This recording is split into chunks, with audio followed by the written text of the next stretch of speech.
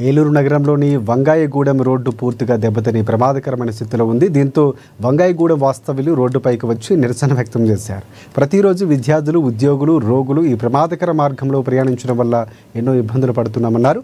సంబంధిత అధికారులు వెంటనే స్పందించి రోడ్డు పునరుద్ధరణ, డ్రైనేజీ పనులకు అవసరమైన నిధులు విడుదల చేయాలని వారు డిమాండ్ చేస్తున్నారు.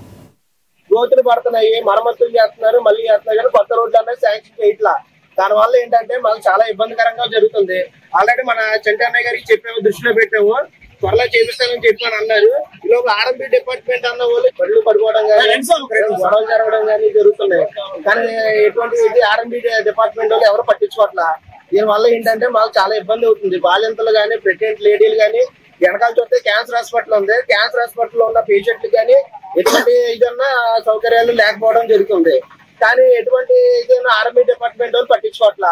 గోతులు పడుతున్నాయి, మరమ్మతులు చేస్తున్నారు, మళ్ళీ చేస్తున్నారు కానీ కొత్త రోడ్లు అనేది శాంక్షన్ చేయట్లా.